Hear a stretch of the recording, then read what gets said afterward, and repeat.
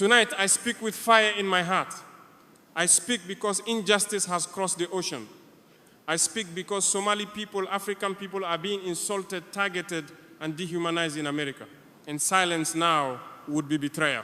Tonight, I stand before Africa and before the world to speak the truth about a people who are facing humiliation, discrimination, and verbal attacks simply because of their identity. Somali people living in the United States of America. I speak because dignity has no borders. I speak because injustice anywhere is an injury to African people everywhere. I speak because silence is acceptance, and I refuse to accept the disrespect of any African community, no matter where they live. In the last days and weeks, I have listened carefully. I have heard the words of Donald Trump. I have heard him say that Somali people in America are garbage.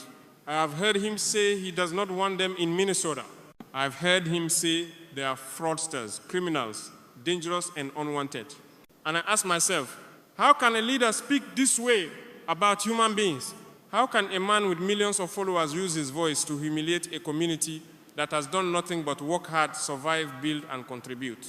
Let me say this clearly in simple, strong words. Somali people are not garbage. Somali people are not criminals. Somali people are not fraudsters. Somali people are not a problem. They are human beings with dignity. They are Africans. They are children of our continent. Their identity is not something to be insulted. It is something to be respected. Somali people in America are part of the same Africa that raised us, shaped us, and gave us our values. Their blood is African blood.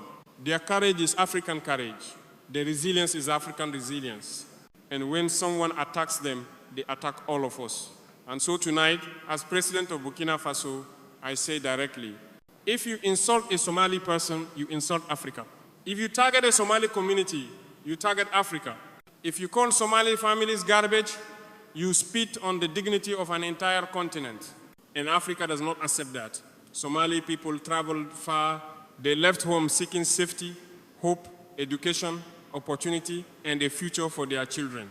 They did not go to America to harm anyone. They did not go there to disrespect anyone. They went there to live, to work, to survive, to build a better life. In Minnesota, they opened restaurants. They opened stores. They work in hospitals, schools, airports, taxis, farms, companies. Hard work every single day. They built communities. They supported each other. They raised leaders. They became a strong part of the American story. So how can anyone call them unwanted? No, Somali people are not unwanted. They are essential. They are valuable. They are part of the fabric of Minnesota. They are part of the future of America. They are part of the pride of Africa. Donald Trump says he does not want them in Minnesota. He says, send them away. He says they bring problems. Let me answer this clearly. The only problem is ignorance. The only problem is the voice of hate being louder than the voice of truth. The only problem is forgetting the humanity of those who are different. This world is big enough for all people. Americans, Africans, Asians, Europeans, everyone. But hate makes the world smaller. Hate closes doors. Hate destroys societies. Hate divides nations. And when a leader chooses hate, he becomes responsible for every act of violence that follows his words. Trump's words are dangerous. His words give permission to discrimination. His words create a target on Somali backs. His words tell extremists and racists it is acceptable to hate these people. And I say tonight, this must not be accepted.